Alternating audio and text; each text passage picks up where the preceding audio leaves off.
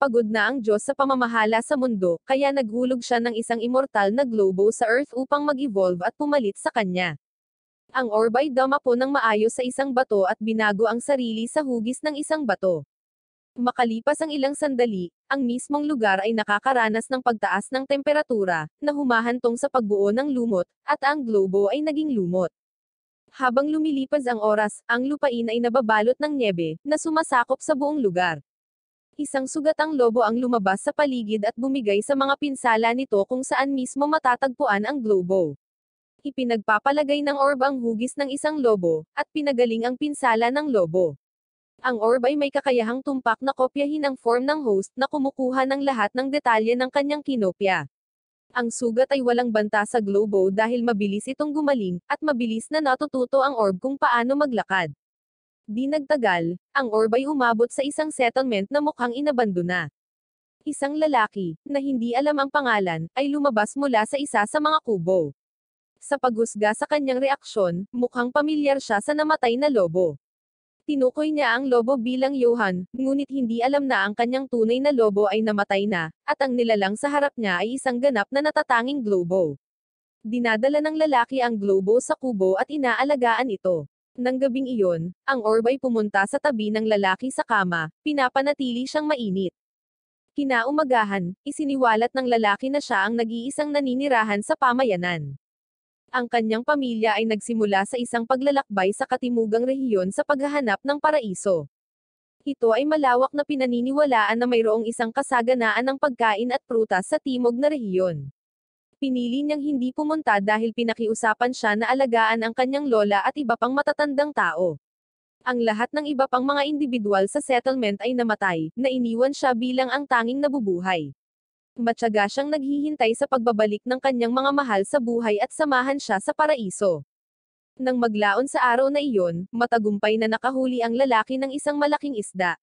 Mahusay niyang hinihiwa ang isang bahagi ng isda para maghanda ng pagkain para sa kanila, at itinatago niya ang natitirang bahagi bilang reserba. May mga tuyong isda din sa mga dingding na iniimbak ng lalaki. Sa loob ng kubo, may dingding na ginuhitan ng mga mukha ng lahat ng miyembro ng pamilya ng lalaki. Di nagtagal pagkatapos nito, nagpa siya ang lalaki na hanapin ang kanyang pamilya. Kinaumagahan, inipon niya ang kanyang mga gamit at nagsimulang maglakbay patungo sa paraiso.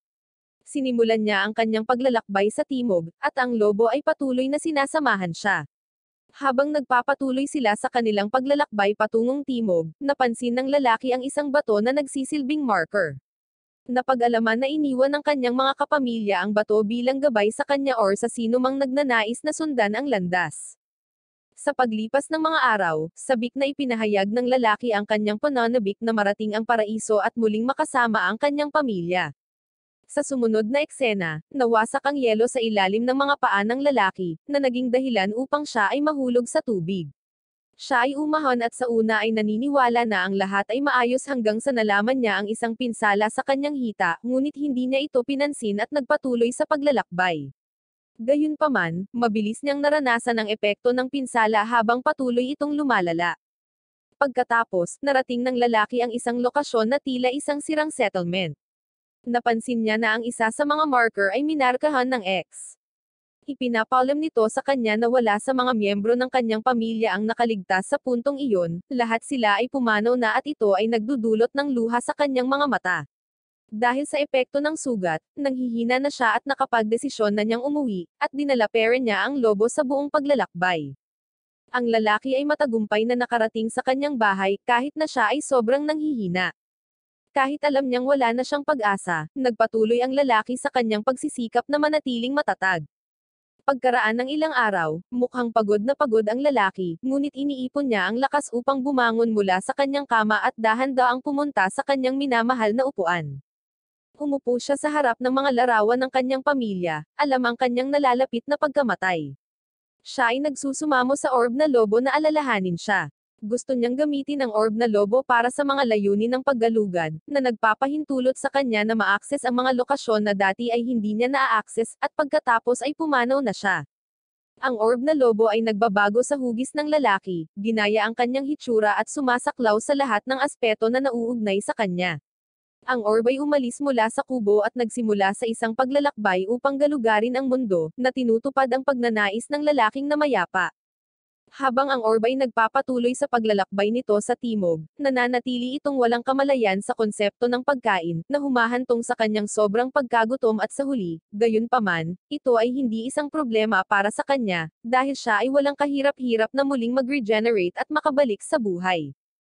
Sa una, inabot siya ng 12 araw bago gumaling, at pagkatapos nagsimula siyang bumangon sa loob ng ilang oras. Ilang sandali pa, nakarating siya sa isang lugar na puno ng masisikip na kagubatan. Ito ay nagpapahiwatig na siya ay aalis sa sobrang lamig na rehiyon. Nang wala saan, isang napakalaking oso ang lumitaw mula sa likod ng lalaki at muling binawian ng buhay. Susunod, inihatid kami sa isang nayon na kilala bilang Ninya. Si Marcia ay isang batang babae na masayang naglalaro sa kanyang mga manika, na magiliw niyang tinutukoy bilang kanyang mga sanggol. Bukod pa rito, mayroon siyang isang kilalang mas matandang babae na itinuturing niyang parang kapatid na babae, at ang kanyang pangalan ay Perona. Madalas na ipinapahayag ni Marcia ang kanyang kasob-ikan na maging isang may sapat na gulang. Palagi niyang iniistorbo ang kanyang mga magulang dahil sa isyong ito, ngunit pinaalalahanan siya ng mga ito na magiging mature na siya kapag naging 18 anyos na siya. Di nagtagal, dumating sa nayon ang mga emisaryo mula sa bansang Yenomi. Ang nayon ay napili upang magbigay ng isang bata para sa sakripisyo sa Onaguma. Ang layunin ng inisyatiba na ito ay itaguyod ang kapayapaan sa rehiyon ng Ninya. Ang isang shaman na nagngangalang Pia ay naglalakbay kasama ang mga sugo, at responsable sa pagpili ng isa sa mga batang nayon na isasakripisyo. Ang shaman ay maingat na sinusuri ang mga batang babae at sa huli ay pinili si Marcia upang maging sakripisyo. Nagsimulang batiin ng mga tao si Marcia, ngunit hindi niya alam ang dahilan sa likod ng kanilang pagbati. Pagdating sa hamak na kubo ng kanyang pamilya, tinanong ni Marcia ang kanyang mga magulang tungkol sa dahilan sa likod ng mga mensahe ng pagbati na natanggap niya. Mahigpit siyang niyakap ng kanyang mga magulang, at tumutulo ang mga luha sa kanilang mga mukha. Ipinaalam nila kay Marcia na siya ang napili, na sa kasamaang palad ay nagpapahiwatig na nalalapit na ang kanyang kamatayan. Ang balitang ito ay nagpagulat kay Marcia, at ipinahayag niya ang kanyang panghihinayang sa hindi pagiging handa na harapin ang kamatayan sa oras na ito. Pakiramdam ni Marcia ay nabigo siya na hindi siya nagkaroon ng pagkakataong maranasan ang pagiging mature na babae, na isang bagay na sabik niyang inaasahan. Ang mga sugo ay pumasok sa silid at si Yasi ang pinuno ay inutusan ang mga magulang na lumayo mula kay Marcia, at hindi sila interesado sa anumang bagay na maaaring ikumpromaso ang pagiging inosente ng babae. Si Yasi ang may pananagutan sa pangangasiwa kay Marcia hanggang sa dumating ang oras na siya ay isakripisyo. Ang mga taga-nayon ay nagsimulang magdala ng mga regalo para kay Marcia, masaya na hindi sila ang isasakripisyo. Si Lala, ang kaibigan ni Marcia, ay nagdadala rin sa kanya ng isang magandang hairpin. Si Yasi ay palaging nasa paligid ni Marcia, at hindi man lang niya ito binibigyan ng espasyo para maligo ng mag-isa. Sa araw ng kanyang pag-alis, ang mga magulang ni Marcia ay nagpaalam na may luha sa kanilang mga mata. Hindi nagtagal, sinimulan nila ang kanilang paglalakbay, ngunit isang tao ang umatake sa kanila, at ang umatake ay nakilalang si Perona. Sinamantala ni Marcia ang pagkakataong makatakas at pumunta sa kagubatan. Siya ay nagulat at natakot nang hindi sinasadyang mahulog siya sa isang lawa at nasaksihan ang isang tao na umuusbong mula sa tubig, na tila muling nabubuhay, at ang individual na ito ay ang orb na lalaki. Nasaksihan ito ng mga gwardya na humahabol kay Marcia at tumakas sila sa takot. Ang orb ay umalis mula sa lawa, at sinundan ito ni Marcia. Sinusubukan ni Marcia na makipag-usap sa orb na lalaki, na hindi alam na wala itong kakayahang makipag-usap sa ngayon. Siya ay umaasta na parang isang aso sa anyo ng tao, gayunpaman, napagtanto ni Marcia na inosente ang orb na lalaki batay sa kamakailang kilos na ginawa nito. Bago sila mabilis na makarating sa isang puno na pinalamutian ng mga hinog at masasarap na prutas, magaling na umakyat si Marcia sa puno at maingat na kumukuha ng isa sa mga hinog na prutas. Inunat ni Marcia ang kanyang kamay, inalok ang prutas sa orb na lalaki, ngunit mabilis itong tinampol ng lalaki. Ang lalaki ay nagsimulang lamunin ang prutas na nakakalat sa lupa, at si Marcia ay kumuha pa ng mas maraming prutas, at ang lalaki ay mabilis na nilalamon ang lahat dahil ito ay hindi kumain ng napakatagal na panahon. Matapos mapawi ang gutom nito, sinubukan ni Marcia na turuan ang lalaki ng isang simpleng salita na salamat. Hinawakan ni Marcia ang bibig nito at ginamit para mabuo ang salita, at si Marcia ay parang naging literal na ina ng lalaki. Nakatuklas sila ng angkop na lokasyon at doon sila nagpalipad ng gabi ng magkasama. Nang gabing iyon, nanaginip si Marcia tungkol sa mga kahihinatnan ng kanyang pagtakas. Nakikinita niya si Lala na isinakripisyo bilang resulta ng kanyang desisyon na tumakas, at nagising si Marcia na may guilty expression sa kanyang mukha. Kinaumagahan, bumangon si Marcia mula sa kanyang pagkakatulog at naghahanda na umalis para lamang matuklasan na ang lalaki ay patuloy na sumusunod sa kanyang likuran. Sinusubukan niyang itaboy ang lalaki sa pamamagitan ng pag-alok dito ng iba't ibang prutas, ngunit ang lalaki ay patuloy na sumusunod sa kanya. Sinubukan ni Marcia na magtanong tungkol sa pinagmulan ng lalaking orb, ngunit ang lalaki ay masyadong abala sa pagkain ng prutas upang marinig ang kanyang mga salita. Nagpasya si Marcia na bigyan ang lalaki ng isang pangalan at pinangalanan nitong Pochi. Hinango ni Marcia ang pangalan mula sa salitang immortal. Sa kabilang banda, nagpasya si Yasi na iwan ang dalawang gwardya kasama ang kanilang karwahe at ang nahuli na si Perona. Mahusay na ipinakita ni Perona ang isang kutsilyo na nakatago sa loob ng kanyang sapatos, habang ang dalawang gwardya ay abala sa kanilang pag-uusap, at mahusay niyang ginamit ang kutsilyo para putulin ang kanyang mga tali. Nang wala saan, isang napakalaking oso ang lumabas mula sa kagubatan at naglunsad ng pag-atake sa mga gwardya. Napatay ng oso ang isa sa mga gwardya habang matagumpay na nakatakas ang isa pang gwardya. Hinabol ng oso si Perona, ngunit mabilis siyang kumalas sa kanyang mga gapos, at tumakas sa tamang oras upang maiwasan ang pinsala mula sa oso. Walang humpay na hinahabol ng oso si Perona, ngunit matagumpay niyang naiwasan ito sa pamamagitan ng pagtalon sa bangin. Nakarating siya sa parehong lawa kung saan nahulog noon si Marcia. Sinimula ni Perona ang kanyang pagtugis kay Marcia mula sa lokasyong iyon. Samantala, natagpuan ni Yasi si Marcia, at hindi na nakipagtalo pa si Marcia at nagsisimula na lang siyang sumunod. Kasalukuyang hinahanap ni Perona si Marcia at nagkataon na nakatagpo si Pochi sa daan. Sinubukan niyang tanungin si Pochi kung may nakita siyang maliit na babae sa malapit, ngunit patuloy lang lumayo si Pochi nang hindi sumasagot. Ibinigay ni Yasi kay Marcia ang isang misteryosong jelly, at ipinaliwanag na kinaugalian ng mga napili na ubusin ang jelly bago ang kanilang pagsasakripisyo. Sa kabila ng kakaibang lasa, nagpupursige si Marcia na kainin ito at nagawa niyang ubusin. Tinanong ni Yasi si Marcia tungkol kay Pochi, at si Marcia ay nagsabi na hindi siya pamilyar sa kanya, kaya hindi siya makapagbigay ng anumang tulong sa bagay na iyon. Nasa kalagitnaan sila ng kanilang pag-uusap nang dumating ang isa pang gwardya na nakatakas. Ipinaalam niya kay Yasi na sila ay inatake, at tinukoy niya ang oso sa pangalan na kinatatakutan nilang lahat, Onagumo. Ito ang parehong nilalang kung kanino sila nag-aalay ng mga sakripisyo. Matapos kainin ang buong garapon ng jelly, nawalan ng malay si Marcia, at sinamahan siya ni Yasi at ng iba pang mga gwardya sa lugar ng ritual kung saan siya ay iginapos sa isang higaan. Dumating ang oso sa eksena sa ilang sandali, at sa sandaling iyon, dumating si Perona at mabilis na nagmamadali patungo sa lokasyon kung saan nakatali si Marcia. Ang mga gwardya ay sabik na mamajetan, ngunit tiniyak ni Yasi sa kanila na hindi na kailangan. Kumpiyansa niyang sinabi na kaya ng Onaguma na tapusin sila at kainin. Saktong dumating si Pochi sa lugar, at nilock ni Yasi at ng mga gwardya ang gate. Lumapit si Pochi sa oso, at kinagat ng oso ang kanyang ulo. Sa kabila ng napakalaking ngipin na bumaon sa kanya, napigilan ni Pochi na lumunin siya ng oso. Si Yasi at ang iba ay nagmamasid sa eksena mula sa isang mataas na pwesto. Nag-transform si Pochi sa kanyang lobo na anyo upang harapin ang oso. Isang matinding labanan ang naganap sa pagitan ng dalawa, ngunit natututo si Pochi mula sa kanyang mga pagkakamali sa tuwing susubukan niyang harapin ang oso. Pagkatapos ng ilang minuto ng matinding pakikibaka at pakikipaglaban, matagumpay na natalo ni Pochi ang oso. Nang makita ito ni Yasi, nabigla siya nang malaman na may isang tao na kayang talunin ang Onaguma. Nagising si Marcia pagkatapos matalo ang oso, at pinagpatuloy ni Perona ang pagkalis sa kanya.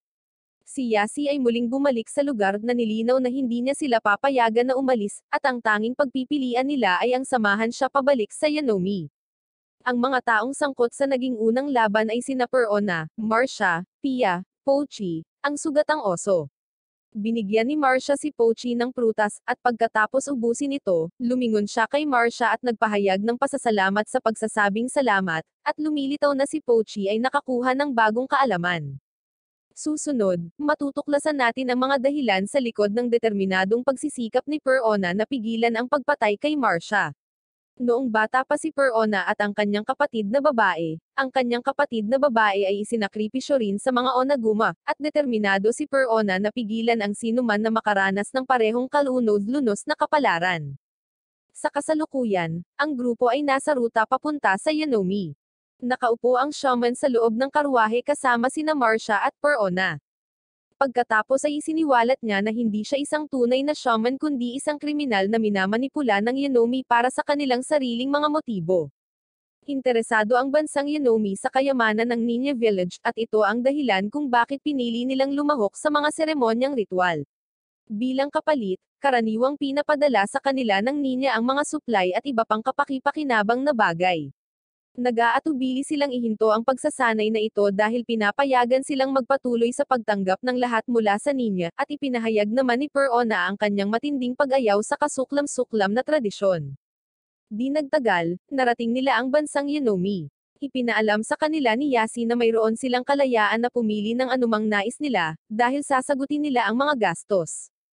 Pagkatapos, napansin ni Marcia ang isang lalaki na nagsusulat ng mga liham, at nagpasyang lapitan siya para sa tulong sa pagsulat ng liham sa kanyang mga magulang. Gayunpaman, hindi ito magawa ni Marcia dahil wala siyang ideya sa kinaroroonan ng kanyang mga magulang. Nangako si Per-Ona na babalik kapag natukoy na nila ang partikular na distrito kung saan matatagpuan ang kanilang nayon. Gayunpaman, aksidenteng nag-iwan ng tatak ng kamay si Marcia sa isa sa mga papel. Ayon sa kanya, ang handprint ay nagpapahiwatig ng kanyang kagalingan, at ito ay ipapadala sa kanyang mga magulang sa ibang pagkakataon. Pagkatapos, nagpa siya silang bisitahin ng isang Roman shop, at mabilis kumain si Marcia dahil nakakaramdam na siya ng gutom. Sa panahon ng kanilang pagkain, natututo din si Pochi kung paano gumamit ng chopsticks. Nagsisimula silang makaramdam ng pagkahilo bago pa man matapos ang kanilang pagkain. Tulog na lahat sina Per-Ona, Marcia, at Pochi, na simula pa lang ay plano na ni Yasi na patulogin sila. Nagising si Pochi at natuklasan niya na siya ay nakakulong sa loob ng isang selda. Ipinapalam ni Yasi sa kanyang mga superior na si Pochi ay isang pambihirang indibidwal, at posibleng makagawa ng mahalagang kontribusyon sa mga kakayahan ng militar ng bansa. Upang maipakita ang pinakamalakas na lakas, sadyang pinalabas ni Yasi ang isang mapanganib na kriminal sa kanyang selda na may layuning subukan ang kanyang kakayahang ipagtanggol ang kanyang sarili. Nangako sila sa kriminal na bibigyan siya ng kalayaan kung magawa niya itong atakihin.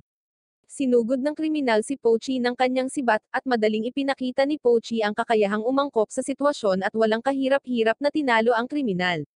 Ang kakayahang umangkop ni Pochi at kahangahangang mga kakayahan sa pagre-regenerate ay nagpapamangha sa mga superior ni Yasi. Si Pochi ay matagumpay na natutunan ang isang bagong salita, masakit. Matapos isagawa ang kanilang maliit na eksperimento, inihatid si Pochi sa cell room ni Marcia, at ipinapakita na si Per-Ona ay matatagpuan sa selda sa itaas ng mga ito. Inutusan ni Per-Ona si Marcia na kolektahin ang anumang kapaki-pakinabang na bagay sa selda, at ibigay ang mga ito sa kanya gamit ang linya ng lubod. Sa pagtuklas ni Marcia, nakatagpo sila ng isang arrow at iba't ibang mga item, pagkatapos ay nagpatuloy ipasa ang palaso kay Per-Ona.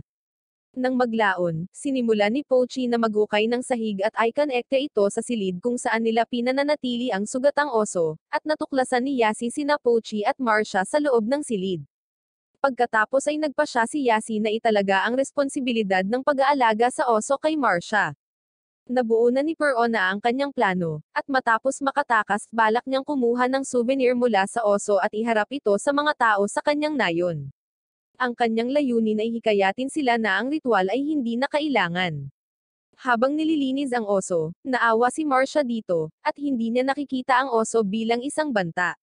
Naniniwala si Marcia na hindi naiintindihan ng mga tao ang oso dahil sa laki nito, na humahantong sa kanila na salakayin ito. Pagkaraan ng ilang sandali, sa wakas ay namayapa na ang oso, at mabilis na nakuha ni Pochi ang data sa kanyang system. Gayunpaman, matagumpay na nakatakas si Per-Ona sa kanyang selda, at matagumpay siyang nakapasok sa storage room. Napansin siya ng isa sa mga gwardya at sinubukan siyang pigilan, ngunit walang kahirap-hirap niyang dinaig ito. Mabilis na tinungo ni Perona ang selda ni Marcia na may balak na palayain siya, at inilabas ni Perona si Marcia sa kanyang selda. Bukod pa rito, pinakawalan niya si Pia mula sa kanyang pagkakakulong sa selda. Plano ni Perona na tanggalin ang isang bahagi ng oso, ngunit pumagitna si Marcia at pinigilan siya nito. Sinabi na tuklasin nila ang mga alternatibong pamamaraan para mahikayat ang mga taga-nayon. Ginagamit ni Marcia, Perona, Pochi, at Pia ang underground sewage system bilang ruta ng pagtakas mula sa bilangguan, at nakahanap sila ng kariton para sa transportasyon. Hindi nagtagal ay napagtanto nila na hinahabol sila ni Yasi at ng kanyang mga sundalo. Tinangka ni Perona na pigilan sila sa pamamagitan ng pagbaril ng mga arrow, ngunit patuloy silang sumusulong patungo sa kanya. Nakipag-ugnayan si Perona sa isa sa mga gwardya na nakaakyat sa karwahe. May malinaw na pagkakataon na naaatake si Yasi habang ginagawa niya ito, at nalaman din ni Marcia na nakuha ni Perona ang atensyon ni Yasi. Inilunsad ni Yasi ang arrow, ngunit buong tapang na namagitan si Marcia at hinerangan ang palason na para kay Perona. Kaagad pagkatapos ng insidenteng ito, si Pochi ay nagalit at sinugod si Yasi at ang mga sundalo. Hinatake ni Yasi si Pochi, ngunit mabilis siyang nagbagong anyo sa malaking oso at nagsimulang magdulot ng malawakang pagkawasak. Habang pinagmamasdan ni Perona ang kanyang paligid, masayang naalala niya ang unang pagkakataong makita niya si Marcia at ang hindi mabilang na masasayang sandali na pinagsaluhan nila. Sinusubukan ni Perona na pangalagaan si Marcia, ngunit tila wala na siyang magagawa. Ang arrow ay tumagos sa mahahalagang organ ni Marcia, at sa kasamaang palad, walang magagamit na gamot dito. Walang magawa si Perona na nanunood habang si Marcia ay kalunos-lunos na pumanaw sa harap ng kanyang mga mata, hindi niya magawang gamutin at iligtas siya. Samantala, patuloy na naninira si Pochi, na nagiiwan ng pagkawasak. Binuhat ni Perona si Marcia sa kanyang mga bisig at tumalon palabas ng bagon, at naglakad palayo. Hinanap ni Perona si Pochi at magiliw siyang hinimok na ilabas ang kanyang galit. Si Perona, na nakakaramdam ng pagkadismaya, ay inabot ang isang sirang espada, pinag-iisip ang gamitin ito para wakasan ang sarili niyang buhay. Si Pochi ay naglalaman na ng kamalayan ni Marcia, at sa tulong ni Pochi, matagumpay na napigilan ni Marcia si Perona na kitilin ang sarili niyang buhay. Kapag napagtanto ng mga sundalo na walang lakas lumaban ni Perona, sinubukan nilang salakayin siya. Gayunpaman, mabilis na pumasok si Pochi upang protektahan siya mula sa pinsala, at binuhat siya nito at mabilis na umalis sa eksena. Nagpatuloy siya sa paglalakbay patungo sa Ninya. Pansamantala, si Yasi ay nasa lupa na mukhang bagbog sa pag-atake ni Pochi at ng kanyang mga tropa. Di nagtagal, ang mga taga-nayon ni Marcia ay nakatanggap ng balita na ang isang napakalaking oso ay patungo sa kanilang nayon. Nang marinig nila ito, nangingibabaw sa kanila ang takot. Di nagtagal, dumating si Perona sa nayon na nakasakay sa likod ng isang oso, na labis na nagpamangha sa mga taga-nayon. Bumaba si Perona sa oso at lumapit sa mga magulang ni Marcia. Inabot niya sa kanila ang sulat na may tatak ng kamay na ginawa ni Marcia kanina. Bukod pa rito, ipinapaalam ni Perona sa kanila ang tungkol sa kahalagahan ng sulat ng handprint. Ipinaalam niya sa kanila na ipinahihiwatig nito na may magagandang nagawa si Marcia, at ang kanyang mga magulang ay napuno ng damdamin at nagsimulang umiyak. Nagsisimula silang makaramdam ng pagsisisi sa hindi pagsisikap na protektahan ang kanilang anak na babae, at nagpapasalamat sila kay Perona sa lahat ng ginawa niya para kay Marcia.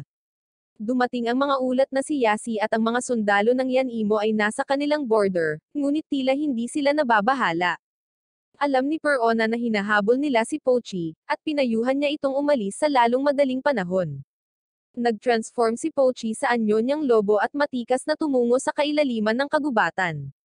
Si Perona at isang grupo ng mga sundalo ay umakyat sa watchtower sa pagtatangkang hadlangan ang pag-usad ng mga kaaway, na nagbibigay kay Pochi ng karagdagang oras upang makatakas. Mahusay na umatake si Perona ng arrow na tumutusok sa kamay ni Yasi, na epektibong pumipigil sa kanya na umatake kay Pochi. Napatingin na lang si Yasi kay Perona, may pilyong ngisi na nagpapakita sa kanyang mga labi.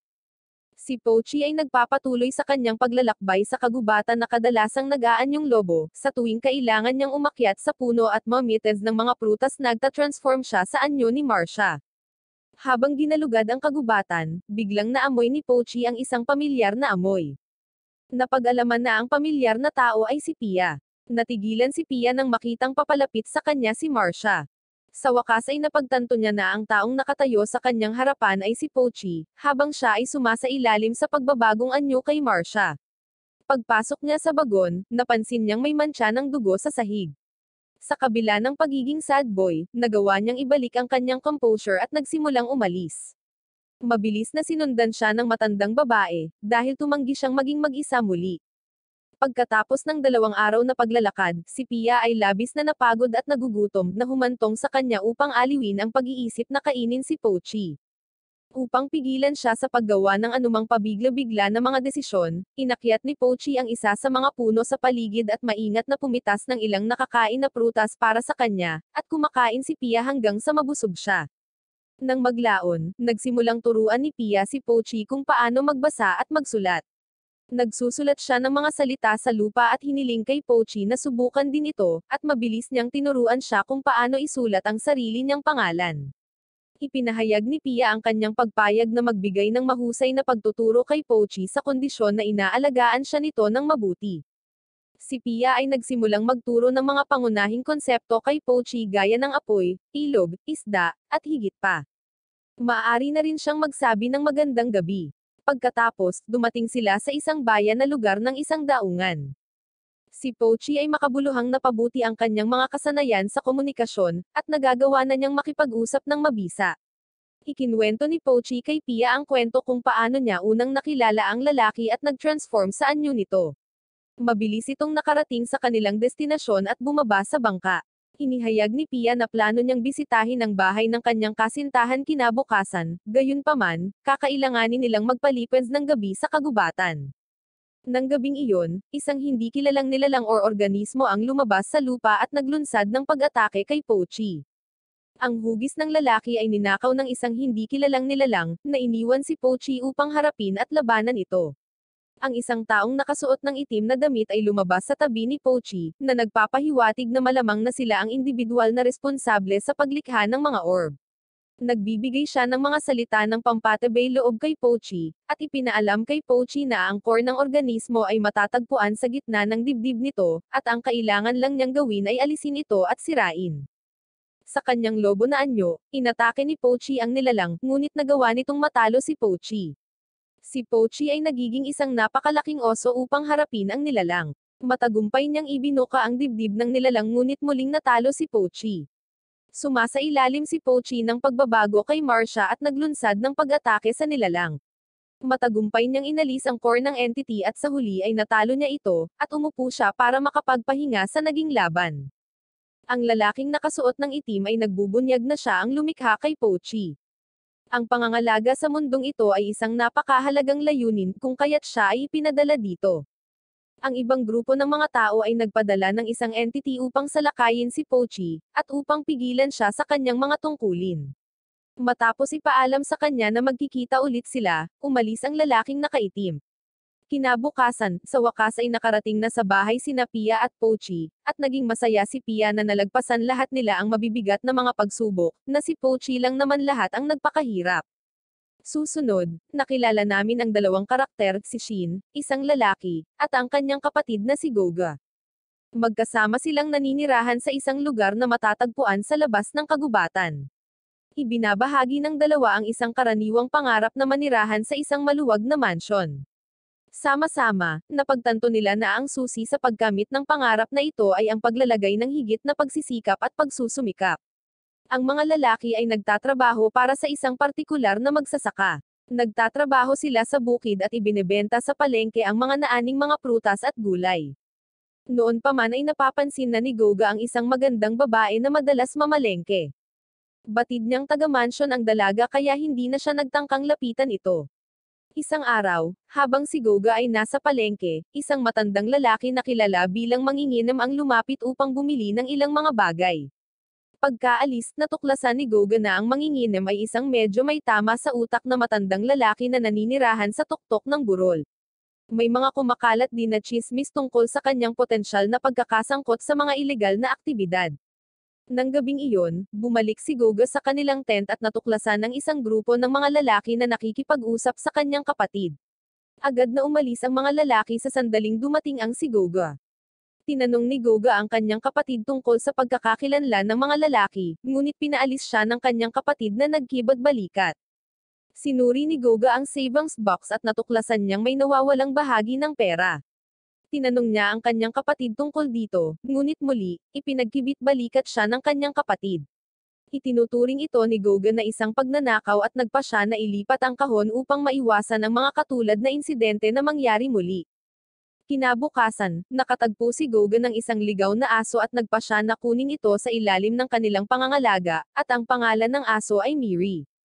Di nagtagal pagkatapos noon, narinig ni Goga na tinatawag ito ng may-ari ng aso. Sa pagtingali niya, bigla niyang napagtanto na ang babaeng crush niya ang may-ari ng aso.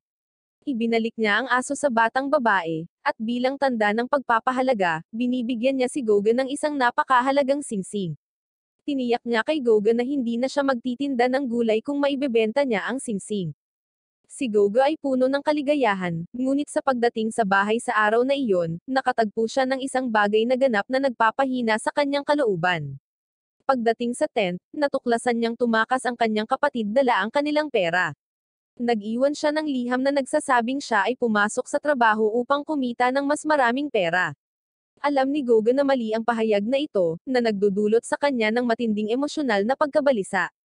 Nagsisimulang makaranas si Goga ng emotional damage na humahantong din sa mga damdamin ng depresyon. Habang pinagmamasdan niya ang isang kariton na may dalang mga troso, nakita niya ang kanyang sarili na nag-iisip na magpakamatay. Habang nagbago ang isip niya, isang troso ang nalaglag sa kariton nang dumaan ito sa kanya. Si Goga ay kahibla na nakatakas sa kamatayan habang ang troso ay lumilipad patungo sa kanyang ulo. Ang troso ay gamulong pababa sa isang patag na landas, dahilan upang umalis ang driver ng cart upang maghanap ng tulong. Nalaman ni Goga na ang troso ay malapit ng gamulong pababa sa burol, at napansin niyang nakatayo sa malayo ang kanyang crush. Nagsisimula siyang tumakbo upang alertuhan ang kanyang crush tungkol sa napipintong panganib. Matagumpay niyang itinulak ang babae palabas sa panganib, ngunit sa kasamaang palad, nahuhulog siya sa tapat ng lawa. Karagdagan sa kanyang kamalasan, ang troso ay hindi sinasadyang dumapo sa kanyang mukha. Itinuring ni Goga ang kanyang sarili na namatay na habang siya ay nakahiga sa kabilang panig, matiyag ang naghihintay sa kanyang pagpanaw, at napag-alaman niyang rin ang pangalan ng babae. Sa kabutihang palad, ang matandang manginginim ay nagkataong nasa malapit at sinagip si Goga. Ibinalik niya si Goga sa kanyang tahanan at nagsagawa ng makabuluhang operasyon sa kanya. Nagising si Goga sa nakagugulat na pagkatuklas na ang kanyang mukha ay pumangit, at ipinaalam ng matanda kay Goga na siya ay mapalad na buhay pa. Pagkatapos ay binigyan niya si Goga ng maskara na isusuot sa kanyang ulo upang maitago ang kanyang hindi kaakit-akit na hitsura. Lumipas ang 3 buwan nang sa wakas ay dumating sina Pia at Pochi sa kanilang bahay. Ipinaalam ni Pia sa matanda at kay Goga ang mga kakayahan ni Pochi. Ipinaliwanag ng matanda na si Pochi ay isang sandata, at naiintindihan niya kung bakit nanaisin ng mga bansa na angkinin siya kung matutuklasan nila ang kanyang pag-iral. Si Goga at Pochi ay mabilis na bumuo ng isang matibay na samahan. Tinulungan ni Goga si Pochi na maligo sa kauna-unahang pagkakataon, at dahil mananatili siya sa kanila mahalaga para kay Pochi na matutunan ang ilang pangunahing gawain sa bahay. Ipinaalam ni Goga kay Pochi na dapat siyang gumising ng maaga, maglinis, magluto, at magtrabaho sa bukid. Isang gabi, nag-usap si Pia at ang matandang lalaki tungkol sa potensyal na kita sa pananalapi na maaari nilang makamit sa pamamagitan ng pagbebenta kay Pochi. Ipinahayag ni Goga ang kanilang hindi pagkakasundo at itinaas ang kanilang boses sa dalawang individual. Sinabi nila kay Goga na nagbibiro lamang sila kay dapat mag-relax siya. Sinabi ni Goga na tinitingnan niya si Pochi bilang kanyang nakababatang kapatid at handa siyang ipagtanggol siya. Susunod, sina Goga at Pochi ay nakikibahagi sa isang talakayan nang pumasok si Rin sa eksena, at halatang kinilig si Goga nang makita siya. Ipinapahayag ni Rin ang kanyang pagnanais para sa gamot na mabisang maalis ang kanyang peklat. Lumilitaw na nagtamo siya ng pinsala 3 buwan na ang nakakaraan, at nakikita pa rin ang nagresultang peklat. Mukhang ito rin ang araw na iniligtas siya ni Goga, at hindi pa rin niya alam na iniligtas siya ni Goga noong araw na iyon. Habang nagpapatuloy ang talakayan, nagsimulang lumipat ang interes ni Rin mula kay Goga patungo kay Pochi. Si Goga ay nakararanas ng matinding kalungkutan dahil hinding-hindi siya titingnan ni Rin bilang isang ordinaryong individual. Nang maglaon, pinayuhan siya ng matandang lalaki na tipunin ang kanyang mga gamit at tanggapin ang buhay na nakalaan sa kanya. Sa sumunod na eksena, magalang na tinanong ni Rin ang matanda kung maaari siyang manatili sa kanila. Sumang-ayon ang matanda, at nangako siyang babalik kinabukasan dala ang kanyang mga gamit. Sa ibang pagkakataon, ipinakita ni Pochi ang kanyang mga kakayahan kay Goga. May kakayahan siyang muling likhain ang mga pagkain at prutas na dati niyang kinain. Bukod pa rito, nagtataglay siya ng kakayahang lumikha ng mga armas na dati nang ginamit laban sa kanya sa mga akto ng pagsalakay. Sa maliit na eksperimentong ito, hindi sinasadyang nasabi ni Goga ang isang bagay na nakakasakit kay Pochi nang hindi namamalayan. Nang gabing iyon, nag-transform si Pochi sa kanyang anyo ng lobo at naghanap ng liblib na lugar upang makapagpahinga. Kinabukasan, dumating si Rin at nagtanong tungkol sa kinaroroonan ni Pochi. Gayunpaman, hindi alam ni Goga ang lokasyon ni Pochi.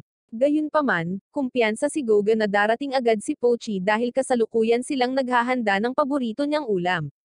Bumisita si Goga sa matandang lalaki sa kanyang silid upang maghatid ng isang lunas na makakatulong sa kanya na maalis ang kanyang peklat. Kinuha ng matanda ang isang hose at pilit itong inilapat sa mukha ni Goga at nag-extract siya ng alcohol doon. Si Goga ay nasa estado ng pagkabigla at humihingi ng paliwanag kung paano ito magiging posible. Sa panahon ng operasyon, isiniwalat ng matanda na nagtanim siya ng karagdagang organ sa loob ni Goga na may kakayahang gumawa ng alak. Ginawa niya ito para lamang sa layunin ng katatawanan at upang subukan ang pagiging posible nito. Nadudurog ang puso ni Goga at nagpas siyang tumakas sa kanilang bahay, at pagkaalis ni Goga, dumating si Pochi. Ipinaalam sa kanya ni Rin ang tungkol sa mga kaganapan at nagmungkahi na sundan si Goga, ngunit tumanggi si Pochi.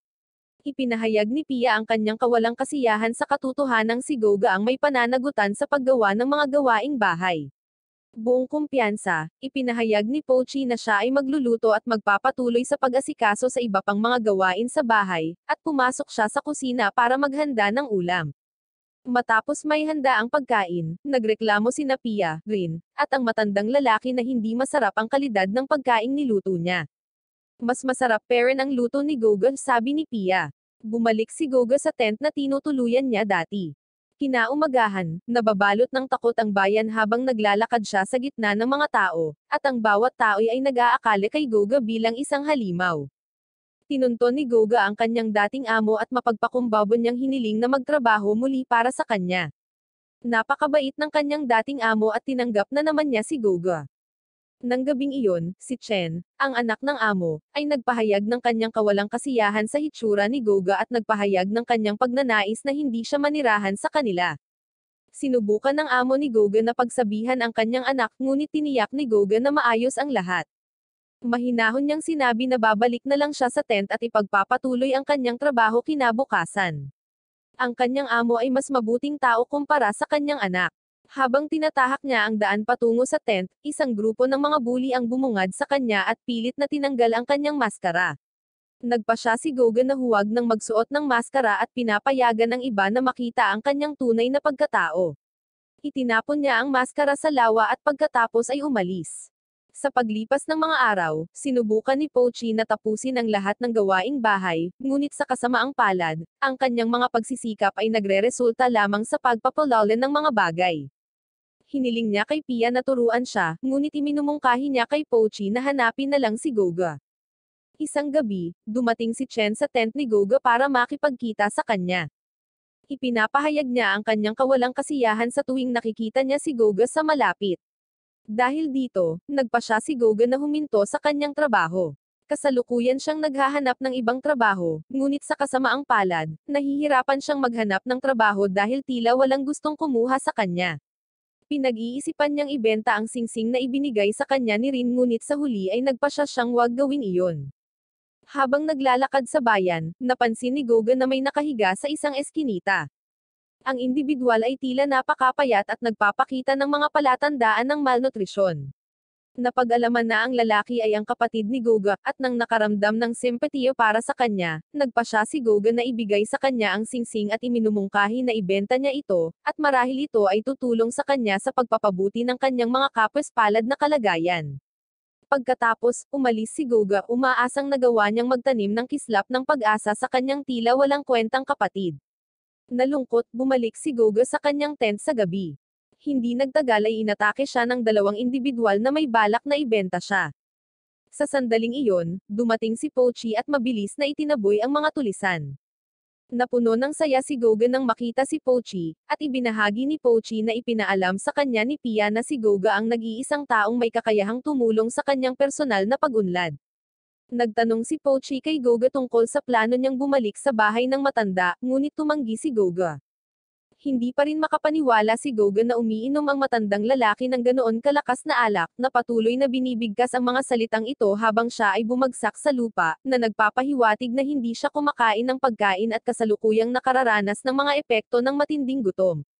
Hinakay siya ni Pochi pabalik sa tent, pagkatapos ay ginagamit niya ang kanyang kapangyarihan upang lumikha ng iba't ibang uri ng pagkain at prutas na dati niyang nolamon, at ibinibigay niya ang pagkain kay Goga, na kumakain hanggang sa mabusog. Ang asong nagngangalang Mira ay gumagala hanggang sa matagpuan nito ang tent. Matapos maglaro ng ilang minuto, tuluyang umalis si Mira. Pagkatapos ay sinubukan ni Goga na unawain ang konsepto sa likod ng kapangyarihan ni Pochi. Ibinahagi ni Goga na nagkaroon sila ng kanyang kapatid na lalaki ng pagkakataon na manirahan sa isang maunlad na pamilya sa nakaraan. Sa kasamaang palad, ang kanilang mga kalagayan ay lumala nang magpasya ang pamilya na umalis sa bayan.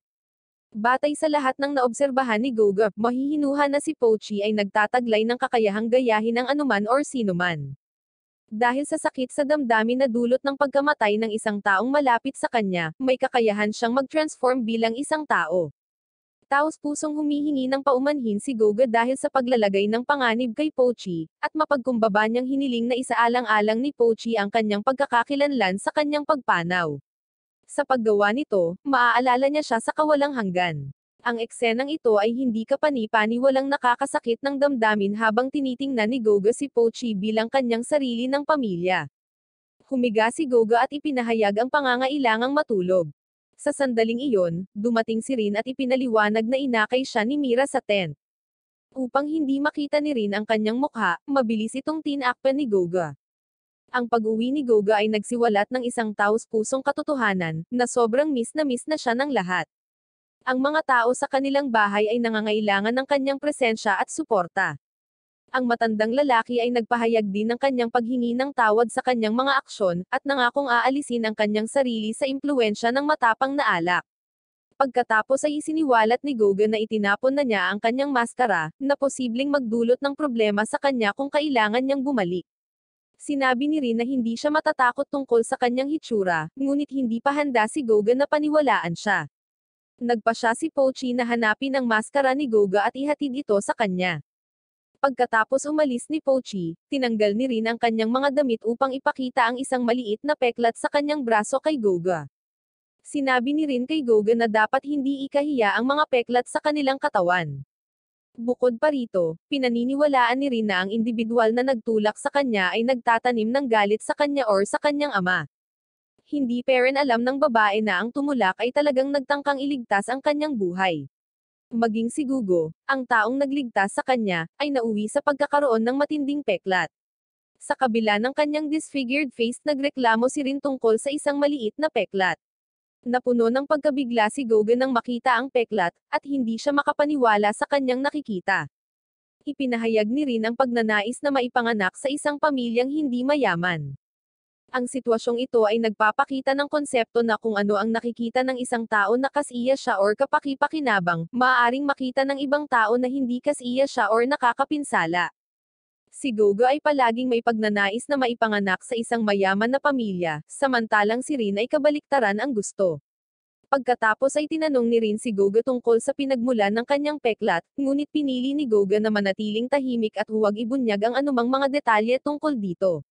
Naniniwala siya na kapag sinabi niya ang totoo, kapuputan siya ni Rin. Pagkatapos ay inilabas ni Rin ang mask na dala niya para kay Goga. Siya ay sabik na malaman ang higit patungkol kay Goga kahit na itago nito ang kanyang mukha. Habang kinukuha ang maskara ni Goga, hindi inaasahang lumitaw ang lumikha kay Pochi at pinayuhan siyang mag-ingat. Ayon sa kanya, ang kaaway ay patuloy na nagbabantay at aktibong naghahanap ng mga pagkakataon. Nang maglaon, nagpa siya si Rin at Goga na bisitahin ang merkado. Dumating ang alipors ng ama ni Rin upang kunin siya, ngunit sinagip siya ni Goga, at sabay silang tumakas. Hindi nagtagal ay nahanap ni Pochi ang dalawa habang sila ay nakaupo. Bitbit niya ang maskara ni Goga, at nagpa siya si Rin na gamitin ang mask na dala niya para kay Goga. Sinimulan ng tatlo ang kanilang paglalakbay pabalik sa bahay ng matanda. Habang naglalakad, hindi inaasahang nakatagpo nila ang kasambahay ni Rin, na nakikilala si Rin sa kabila ng pagsusuot ng maskara. Nagsimulang tumakas ang tatlo, ngunit hinabol sila ng ginang. Batid nila na makakasama sa kanila kung matuklasan ng babae ang lokasyon ng bahay, kaya inutusan nila si Pochi na manatili sa likod at gumawa ng plano upang maiwasan ang kanyang pagtugis. Nag-transform si Pochi bilang Marcia at nagawa niyang ilihis ang atensyon ng babae. Biglang lumitaw muli ang masasamang nilalang at naglunsad ng matinding pag-atake kay Pochi. Narinig ni Goga ang ingay at mabilis na bumalik upang tingnan siya. Inutusan niya si Rin na pumunta sa kanilang bahay at hintayin sila. Nang unang dumating si Goga sa eksena, mabilis niyang napagtanto na umatake ang nilalang na pinag-usapan nila ni Pia at inatake si Pochi. Ang nilalang ay nag-transform bilang isang puno na parang tao at inalis ang kamalayan ni Marcia. Sabay na inatake ng nilalang sina Pochi at Goga, at nakaisip si Goga ng ideya na talunin ang nilalang sa pamamagitan ng paggamit ng matapang na alak sa kanyang katawan. Habang tumatagas ang alak, nagsindi ito, at lumilikha ng apoy. Dahil ang nilalang ay may anyo ng isang puno, ito ay dapat na madaling kapitan ng apoy bilang isang paraan ng pagtalo dito. Hinahabol niya ang nilalang, ngunit sa kasamaang palad, naubusan siya ng alak. Aksidente siyang napatumba ni Pochi sa punong kinatatayuan niya at mariing inutusan siyang umalis, nagbabala na kakagaitan siya nito kapag hindi siya sumunod.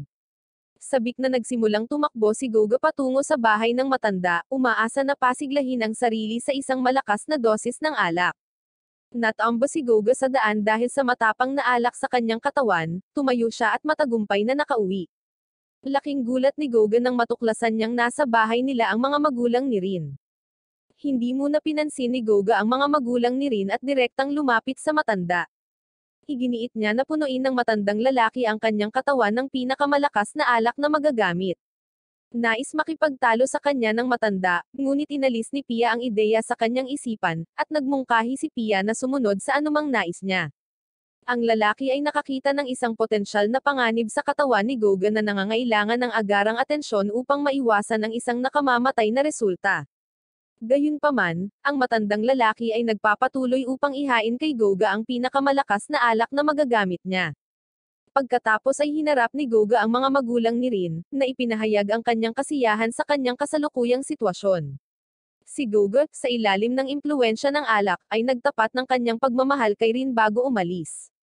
Pagkatapos ng pag-alis ni Goga, ang mga magulang ni Rin ay nagpahayag ng kanilang pagnanais na umalis, ngunit si Pia ay namagitan at nakumbinsi silang manatili, at nais niyang masaksihan nila ang buong palabas.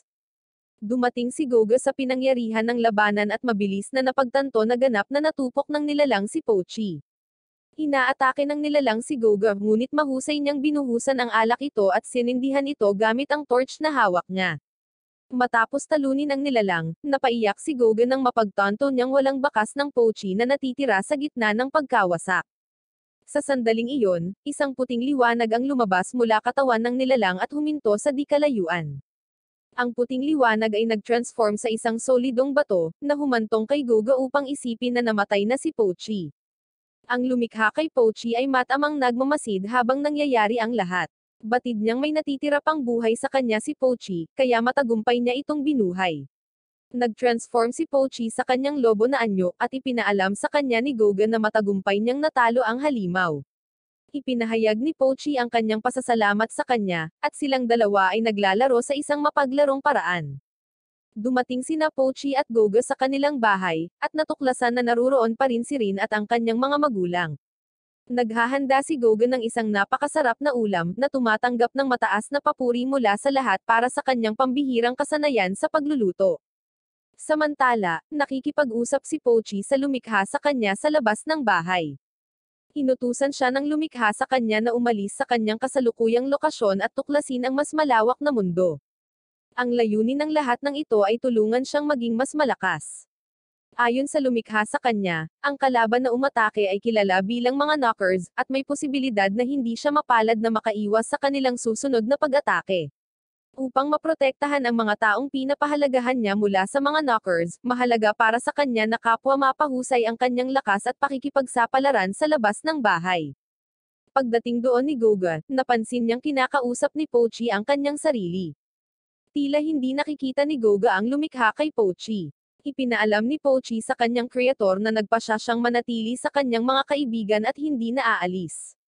Nang maglaon, nagpasya si Rin na umalis kasama ang kanyang mga magulang at nagpaalam sa kanyang mga kaibigan.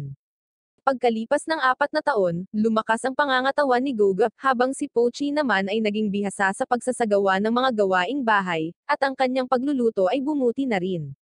Si Rin ay patuloy na maingat na umalis sa kanyang mansyon upang bisitahin ang kanyang mga kaibigan. Susunod, ipinaalam ni Rin kay Pochi na naghahanda na siya para sa kanyang ika-16 na kaarawan.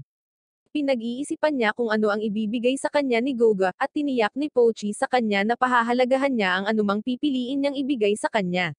Napag-alaman na si Pochi ay nanatiling hindi nagbabago sa nakalipas na 4 na taon dahil sa kakulangan ng mga dahilan upang gawin ang mga bagay-bagay.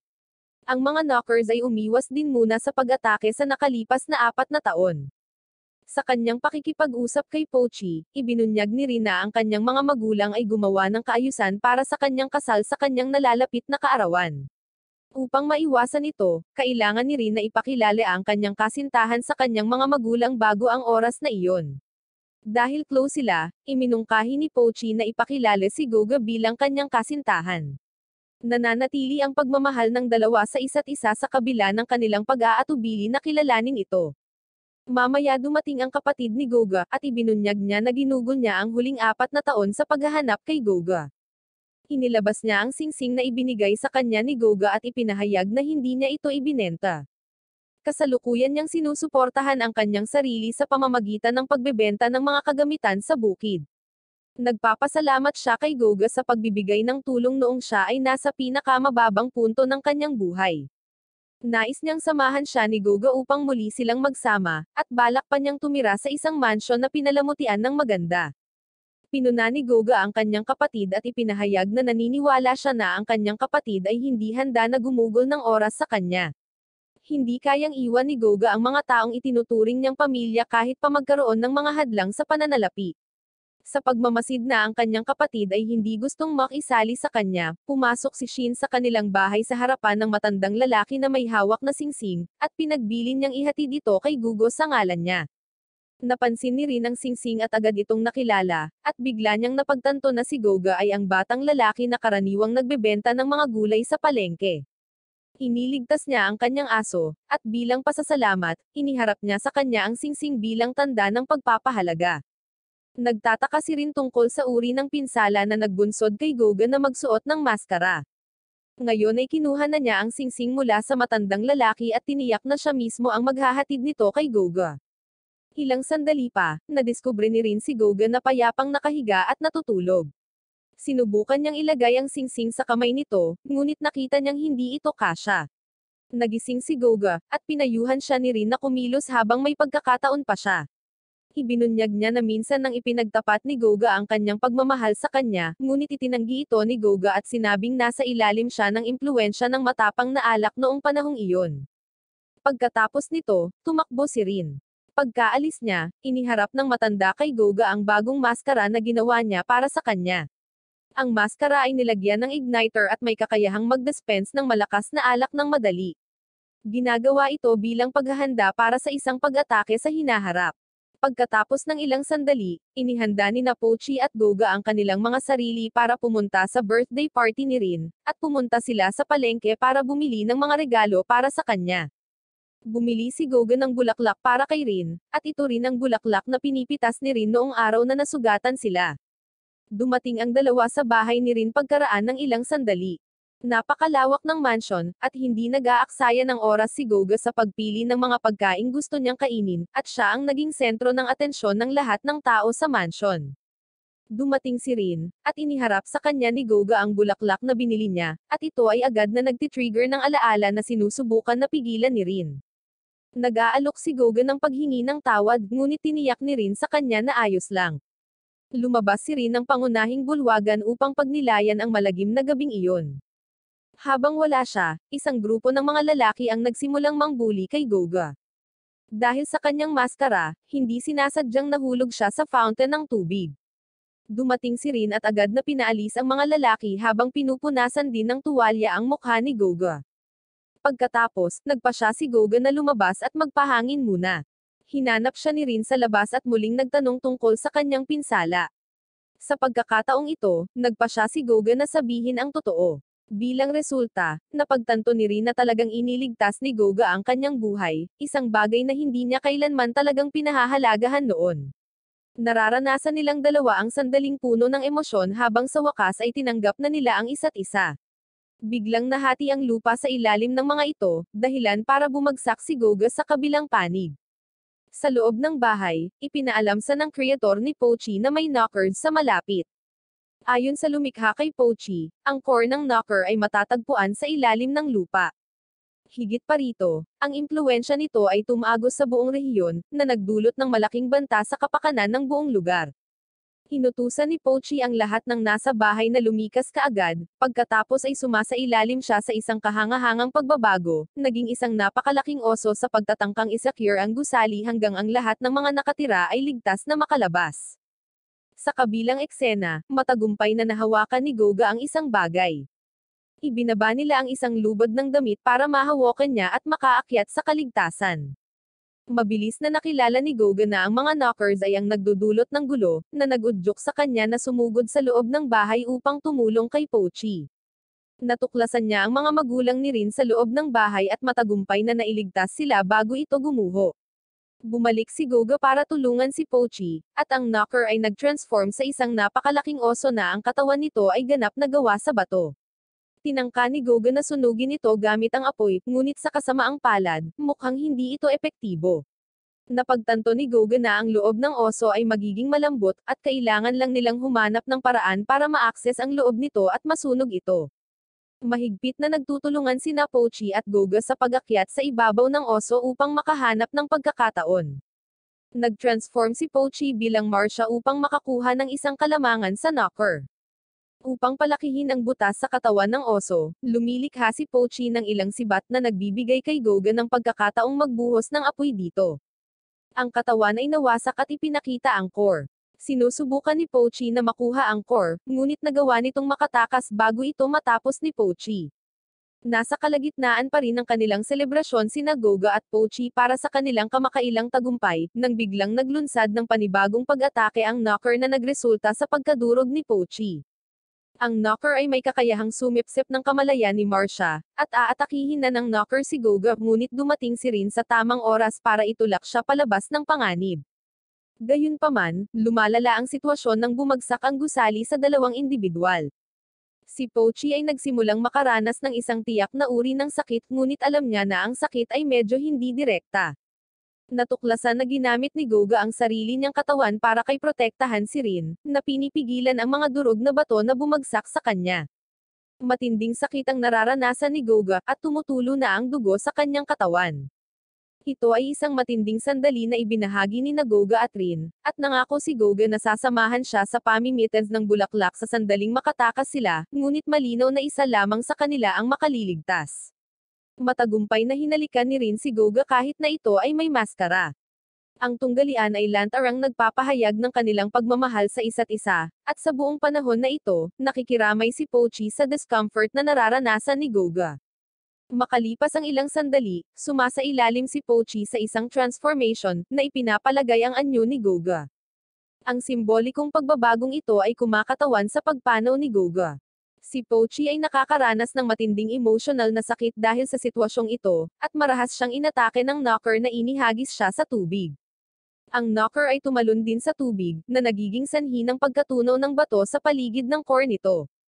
Ang core ay lumabas mula sa lokasyon nito at mabilis na umahan sa tubig upang makatakas. Ipinaalam ng kreator ni Pochi na ang Knocker ay kasalukuyang lumilipat sa kanluran, na nagmumungkahi na magiging matalino para kay Pochi na sundan ito.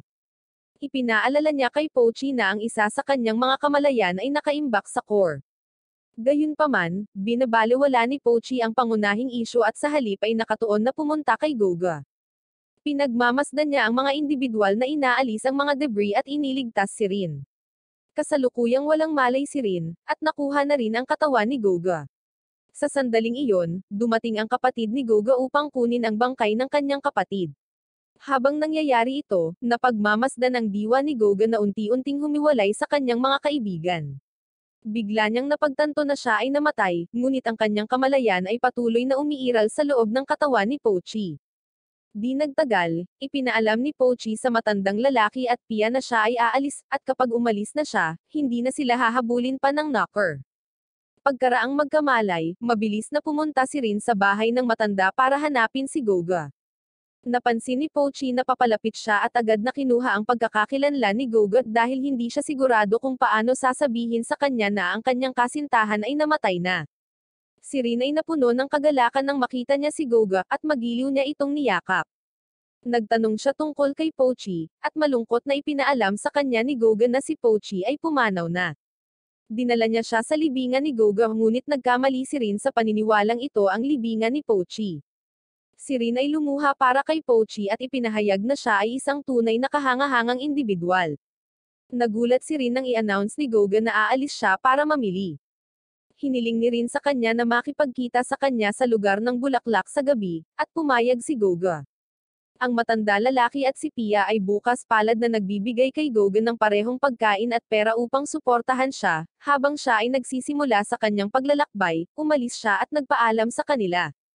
Nakararanas sila ng sandali ng kalungkutan habang naiintindihan nila ang katotohanan na si Goga ay namatay at hindi na babalik. Kinagabihan, hinanap siya ng ama ni Rin kung saan siya nagpapahinga. Ipinahayag ni Rin na wala siyang plano na magka-puzzle sa sinuman dahil may iniibig na siyang lalaki.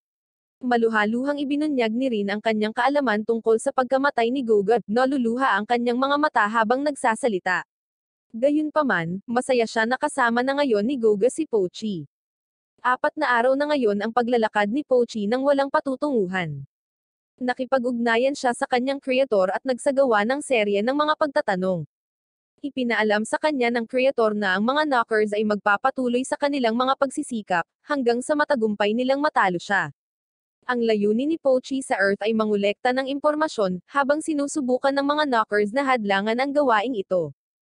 Kino-question ni Pochi kung bakit hindi kayang labanan ng kanyang kreator ang mga Knockers sa kanyang sarili. Ipinaalam ng kreator ni Pochi na siya ang dapat tumalo sa mga Knockers at hindi siya. Nakakalungkot na pumanaw na si Goga, at ipinahayag ni Pochi na wala siyang pakialam sa anumang bagay. Muli, natagpuan nila ang kanilang mga sarili sa gitna ng isang talakayan nang bigla nakaamoy si Pochi ng isang pamilyar na amoy. Sinundan niya ang amoy at natuklasan na humahantong ito kay Pia. Sinusundan siya ni Pia mula nang umalis siya sa bahay ng matanda. Nagpasya si Pia na sundan si Pochi at mag-alok sa kanya ng tulong sa anumang paraan na posible. Ayaw ni Pochi na samahan siya ni Pia dahil naniniwala siyang malalagay siya sa panganib.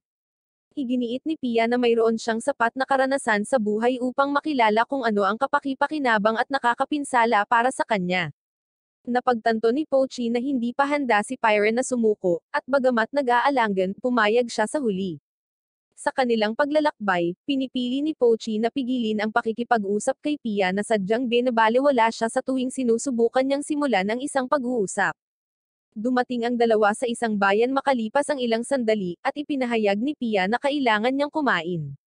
Umorder siya ng maraming plato ng pagkain, na ikinagulat ni Pochi. Sinubukan ni Pochi na iparating sa kanya ang pangangailangan ng mabilis na pagkain para makaalis sila, dahil magiging mapanganib kung sasalakayin sila ng mga Knockers habang nasa bayan pa sila. Si Pia ay nananatiling walang malasakit at mahinahong umupo upang tikman ang kanyang pagkain. Si Pochi ay pumunta sa labas ng bayan, at muli siyang tumawag sa kanyang kreator. Siya ay nagtatanong tungkol sa lokasyon ng mga creators, kung saan ang kanyang kreator ay tumugon na sila ay matatagpuan ilang kilometro sa hilagang kanluran ng bayan. Ang Creator ay may kakayahang madama ang presensya ng mga knockers at matukoy ang kanilang lokasyon. Ang pakikipag-usap ni Pochi sa kanyang sarili ay nagpagulat kay Pia, na dumating nang siya ay natapos ng makipag-usap sa Creator. Ipinaalam ni Pochi kay Pia ang tungkol sa kanyang Creator at ang pagkakaroon ng mga knockers.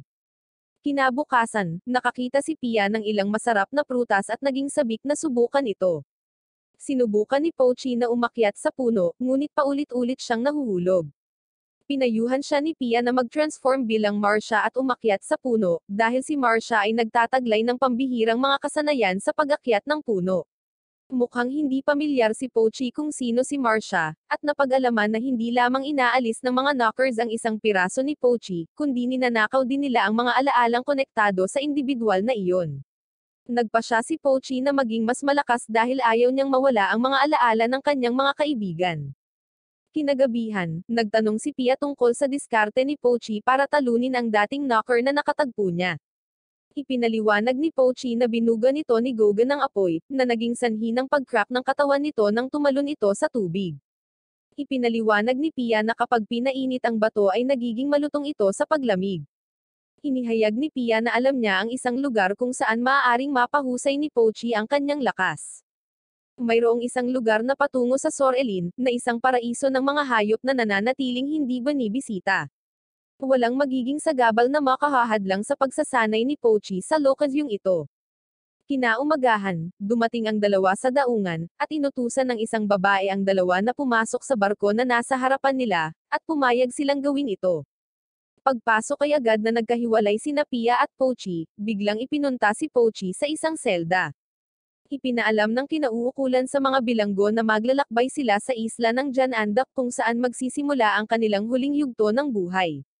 Pagkatapos dumaong ng barko, matagumpay na lumabas si Pochi at ginamit ang kanyang wolf form para subaybayan ang lokasyon ni Pia. Kasalukuyang nakakulong si Pia sa isang kulungan na may mataas na seguridad na matatagpuan sa isang malaking elevation sa itaas ng antas ng lupa. Nagsusumikap si Pochi na maabot ang kanyang layunin, ngunit may mukhang isang hindi malulutas na hamon para sa kanya. Ang babae na nag-engganyo kay Pochi at Pia sa barko ay saksi sa pagbagsak ni Pochi mula sa tuktok ng gusali ng maximum security prison. Ipinaalam ng babae kay Pochi na ang mga marahas na kriminal ay nakakulong sa bilangguan na walang posibilidad na makatakas. Ang buong isla ay lumilitaw na gumana bilang isang bilangguan, at si Pochi ay nagalit sa babae dahil sinadya niyang ihatid sila sa barko. Lubos na nalalaman ang kanilang destinasyon, humingi ng tawad ang babae at nagmumungkahi ng paraan para makipag-ayos sa kanya. May itinalagang lugar kung saan maaaring makipaglaban si Pochi, at ang mananalo ay mabibigyan ng gantimpala. Kung si Pochi ay magwawagi sa arena, siya ay makokoronahan bilang hari ng isla at magkakaroon ng kapangyarihang magpasya kung palayain or hindi si Pia mula sa bilangguan. Dinala si Pochi sa arena kung saan nakatagpo niya ang iba pang mga kalahok. Walang malinaw na pag-unawa si Pochi sa kanilang tungkulin at mga responsibilidad sa loob ng arena. Ipinaliwanag ng host na ang kompetisyon ay nahahati sa mga stages. Ang mga kalahok ay pagsasama-samahin, at ang mga huling nakaligtas lamang mula sa bawat grupo ang uusad sa susunod na stage. At ang grupo ni Pochi ay biglang pinakawalan sa arena, at sa kanyang sorpresa, agad silang nagsimulang walang awa na umatake sa isa't isa, na kumikilos tulad ng mga ligaw na hayop. Nananatili sa malayo si Pochi at nagmamasid lang, hindi sigurado kung anong aksyon ang gagawin. Makalipas ang ilang sandali, habang namumuo ang tensyon, isang kalahok ang naiwang nakatayo sa bingit na ideklarang panalo.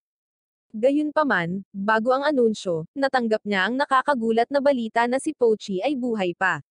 Ibinato niya ang kanyang palakol sa ulo ni Pochi, ngunit wala itong epekto sa kanya. Pagkatapos ay itinutulak niya ang ilang mga espada kay Pochi gaya ng madalas niyang ginagawa. Pinili ni Pochi na huwag atakihin ang lalaki dahil sinusubukan niyang itago ang kanyang kapangyarihan. Matapos maubos ang lahat ng kanyang pagsisikap, ang kalahok sa wakas ay bumagsak at tinanggap ang pagkatalo. Idineklara na si Pochi ang panalo sa laban. Ang mga kahangahangang kakayahan ni Pochi ay nagpagulat sa lahat. Pagkatapos ng laban, isang babae na nagngangalang Nori ang lumapit kay Pochi at nagpakilala. Ipinakilala rin niya ang kanyang alagang kwago, na magiliw niyang tinawag na Leonard. Ipinakilala si Pochi sa lahat ng mga kaibigan ni Nori, na mabilis na nagsimulang tukuyin siya bilang ang immortal na lalaki. Bukod pa rito, itinatampok nila na siya ang nangunguna sa paligsahan at inaasahang magiging susunod na pinuno. Nagpakilala ang mga kasamahan ni Nori. Ang unang tao ay si Leroy, isang batang lalaki na maganda ang pangangatawan. Ang pangalawang tao ay si Mia, isang babaeng pula ang buhok. Di nagtagal pagkatapos, napagmasdan ni Pochi na ang mga bilanggo ay namumuhay sa isang tila normal na buhay sa isla. Siya ay namangha sa panlilinlang ni Nori sa pagdadala sa kanila sa isla.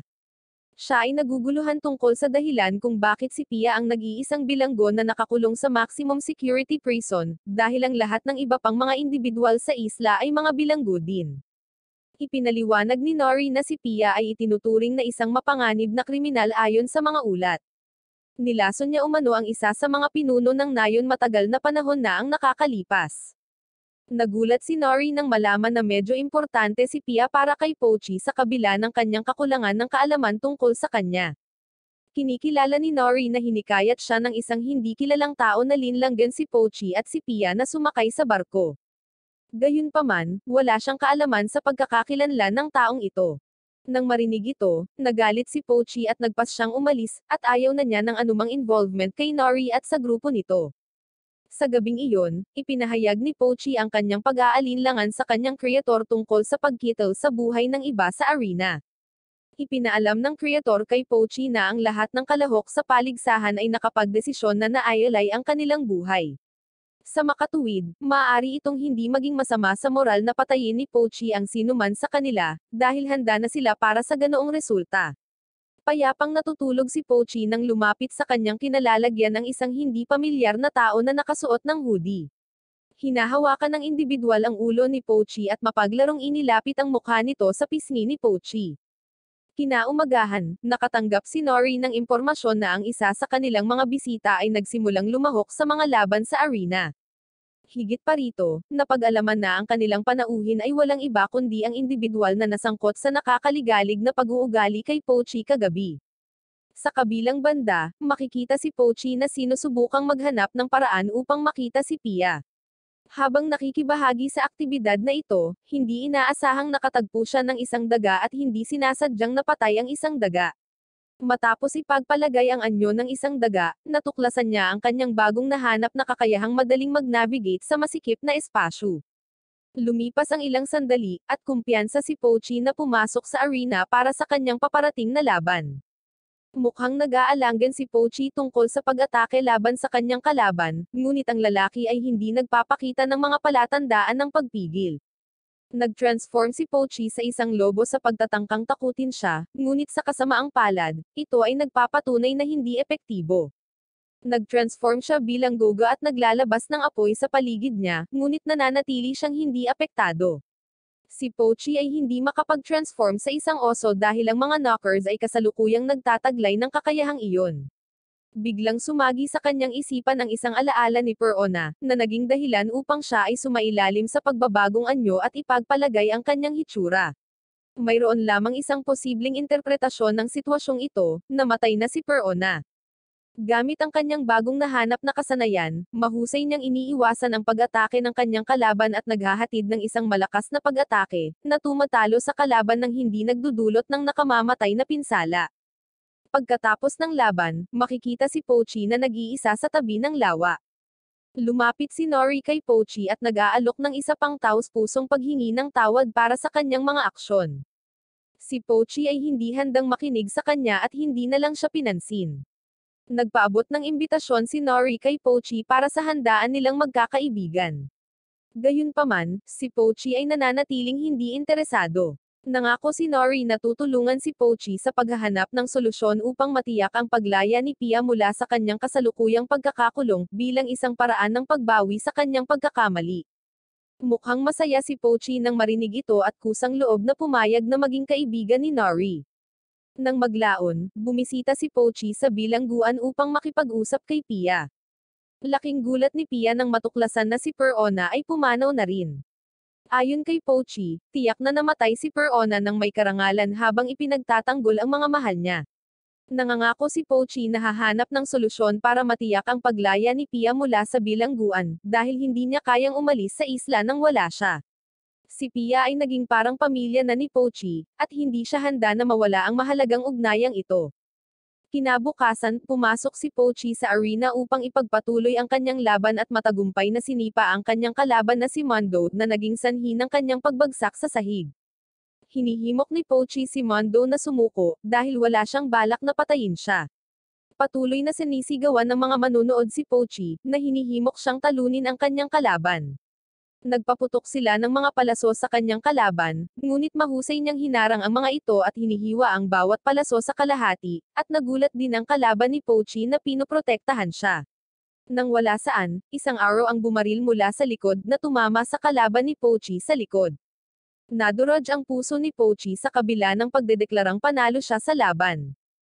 Pagkatapos ng laban, gumaan ang pakiramdam ni Pochi nang matuklasan na buhay pa si Mondo.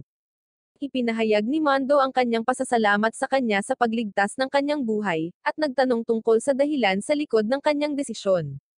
Ipinahayag ni Pochi na siya ay personal na nakaranas ng sakit at pamilyar sa mga sensasyon nito, bilang isang resulta, matatag niyang sinabi na hindi siya handa na kitilin ang buhay ng ibang tao.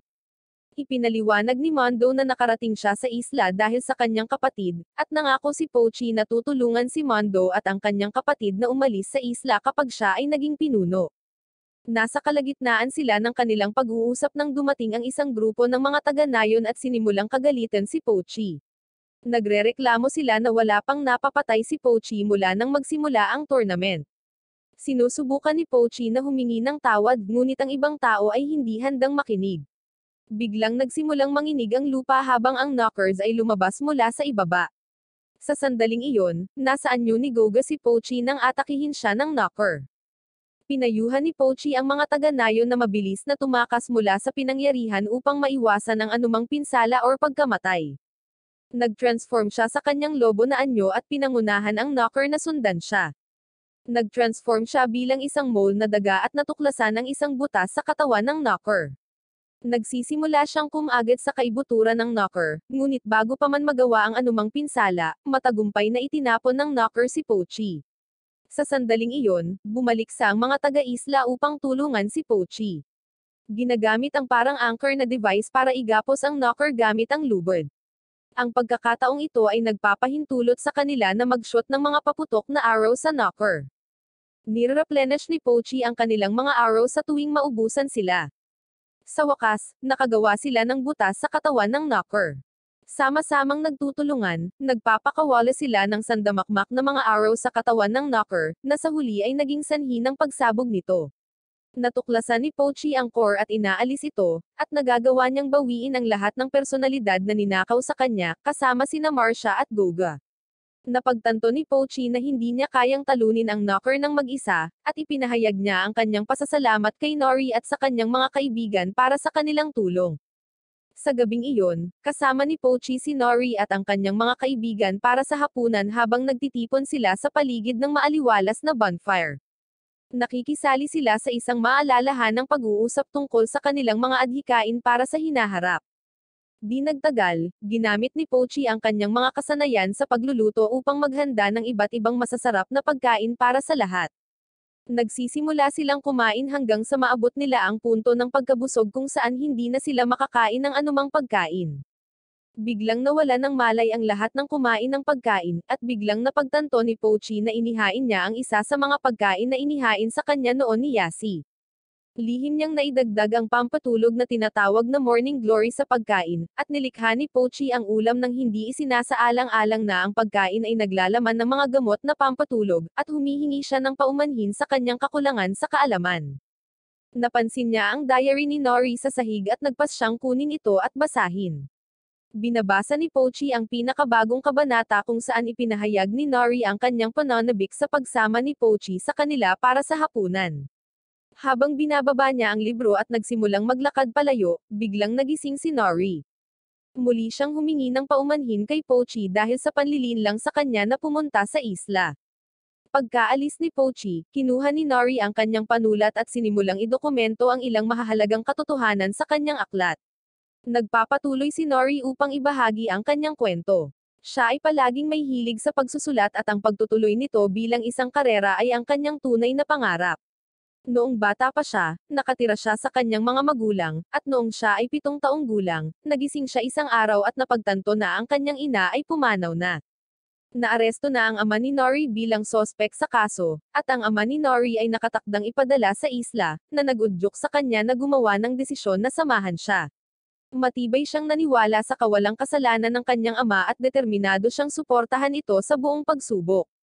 Pagkarating sa isla, ipinaalam sa kanya ng kanyang ama na nagpasya siyang makilahok sa paligsahan. May plano siyang manalo at maging pinuno ng isla, pagkatapos makakaalis na sila ni Nori sa isla. Si Nori ay nakakaramdam ng takot at may paniniwalang nasa panganib ang buhay ng kanyang ama.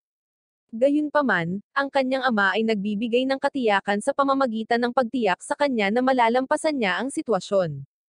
Inutusan niya si Nori na makipagkita sa kanya sa port pagkatapos ng paligsahan kung saan maaari silang dalawa na umalis ng magkasama.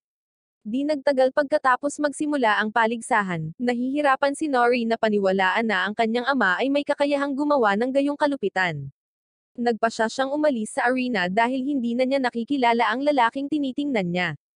Nang matapos ang paligsahan, natuklasan ni Nori na ang kanyang ama ang lumabas bilang panalo. Pagkatapos, tumuloy siya sa daungan kung saan siya dapat makipagkita sa kanyang ama, kasama ang isang aklat na iniwan ng kanyang ama na may kasamang sulat. Sa sulat, ipinahayag ng kanyang ama ang pagnanais na italin niya ang kanyang mga pangarap sa loob ng mga pahina ng aklat. Biglang sumulpat ang tatay ni Nori sa likod niya, para lang bumagsak ng walang buhay. Lumilitaw na nilason siya ng mga taong may matinding galit sa kanya. Umalis si Nori habang hawak-hawak ang libro sa kanyang kamay, at mula noong sandaling iyon, masigasig niyang idokumento ang lahat ng kanyang nakakaharap. Nakilala niya ang iba pang mga bata noong siya ay 9 taong gulang, at simula noon, pinaplano na nila ang kanilang pagtakas. Naging miyembro siya ng import crew noong siya ay 13 taong gulang, at noong siya ay naging 14 years old, nagkaroon siya ng pagkakataong makilala si Pochi sa port. Ito ang sandali kung kailan matagumpay na hinikayat ng individual na may suot na talukbong si Nori na linlanggan sina Pia at Pochi, na humantong sa kanila sa barko. Ang hindi kilalang tao ay nagpakumbinsi sa kanya na si Pochi ay mananalo sa paligsahan at maging isang maalamat na figure. Pagkatapos, magkakaroon siya ng kakayahang iligtas si Nori at ang kanyang mga kaibigan mula sa isla. Ito ang dahilan kung bakit pumayag si Nori na akitin si Pochi sa isla. Sa kasalukuyang araw, binibisita ni Pochi si Pia at nag-transform siya bilang si Marcia, at ang pag-akyat sa antas ng bilangguan ay isang simpleng gawain para sa kanya. Tiniyak niya kay Pia na ililigtas niya siya pagkatapos manalo sa finals na naka-schedule para sa susunod na araw. Nang sumunod na araw, pumasok si Pochi sa arena at natuklasan na ang kanyang kalaban ay walang iba kundi ang nakahood na individual. Inalis ng individual ang kanilang hood, inilalantad ang kanyang mukha, at napag-alaman na ang tinutukoy na individual ay si Yasi. Sinabi niya kay Pochi na sabik na siyang makalaban siya sa isang tunggalian, at sinabi niya rin na siya ang tumapos kay Perona. Nang marinig ito ni Pochi, nagalit siya. Sinubukan niyang atakihin si Yasi, ngunit walang kahirap-hirap siyang umiiwas sa mga pag-atake nito. Sa kabila ng pagbabagong anyo sa malaking oso, ang kanyang mga pagsisikap ay nagpapatunay na hindi epektibo. Kahit anong gawin ni Pochi, laging nakakalamang si Yasi. Ang masasakit na salita ni Yasi ay nagdulot ng pabigla-bigla na reaksyon mula kay Pochi, dahilan upang harapin niya si Yasi ng walang pag-aalinlangan. Mahusay niyang iniiwasan ang pag-atake ni Pochi at mabilis na tinutukan ng needle na pampatulog sa leeg nito. Si Pochi ay nahimatay at si Yasi ang idineklara na nanalo sa torneo matapos matagumpay na talunin si Pochi. Naghatid si Yasi ng matagumpay na talumpati sa kanyang pagkapanalo, at ipinaalam niya sa mga manonood na matagal na niyang sinusubaybayan si Pochi.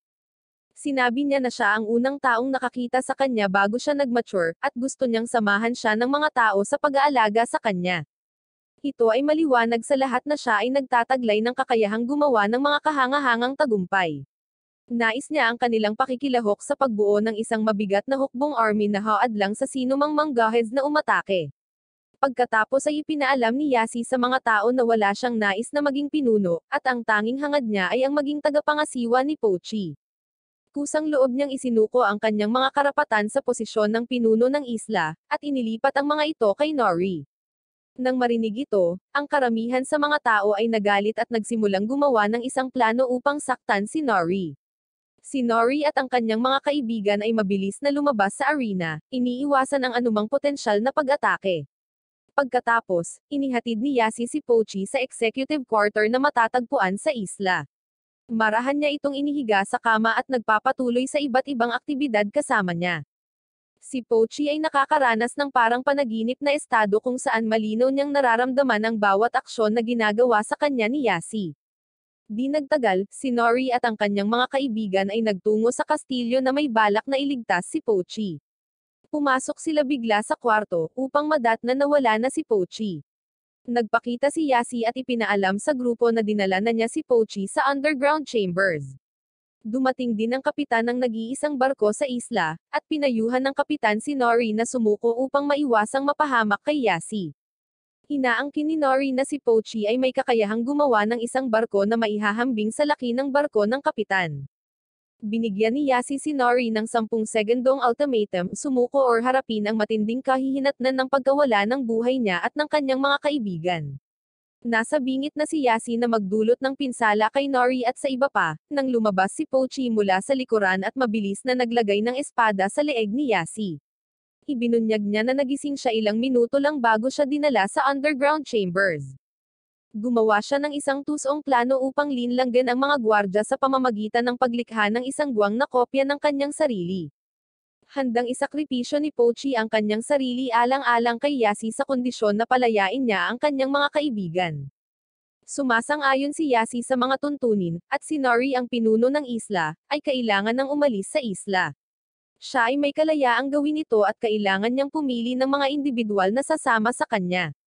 Bukod pa rito, mahalagang tandaan na ang barko ay may kapasidad na 700 individual lamang. Sa makatuwid, ito ang nagsisilbing pinakamataas na limitasyon para sa bilang ng mga tao na maaaring piliin ni Nori. Si Nori ay gumawa ng kanyang desisyon at nagtataguyod para sa pagpapalaya ng lahat ng mga bata sa isla. Pagkatapos ay inanyayahan niya si Mondo at ang kanyang kapatid na sumama din sa kanila, at sasali rin sa kanila si Pia.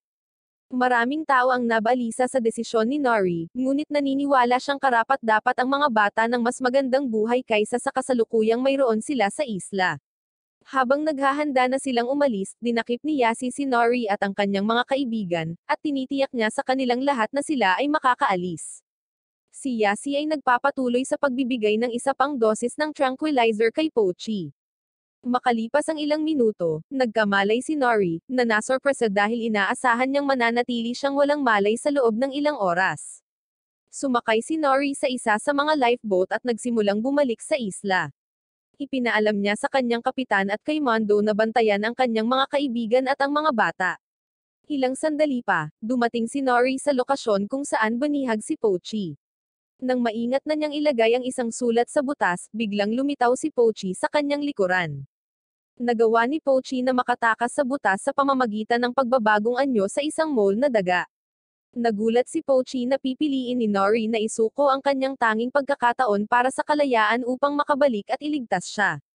Ipinahayag ni Pochi ang kanyang pasasalamat sa kanya para dito, at nagpasya silang umalis ng magkasama.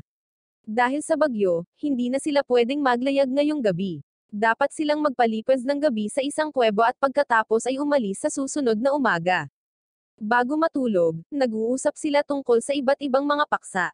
Pinag-iisipan ni Nori ang posibilidad ng pagkawasak ng mundo, at nagtatanong kung ito ba ang layunin kung bakit siya ginawa ng kanyang kreator, upang pangalagaan ang kaalaman sa lahat ng bagay na umiral bago ang naturang kaganapan. Nang gabing iyon, nanaginip si Nori kung saan nakasama niyang muli ang kanyang mga kapamilya.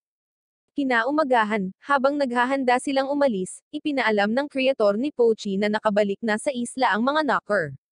Nag-aatubili si Nori na makitang umalis si Pochi, ngunit nauunawaan niya na napipilitan si Pochi na manatili dahil sa kanyang pangako sa mga tao, sa kabila ng kanilang mga kriminal na background at ang katotohanan na karamihan sa kanila ay karapat-dapat sa matitinding kahihinatnan.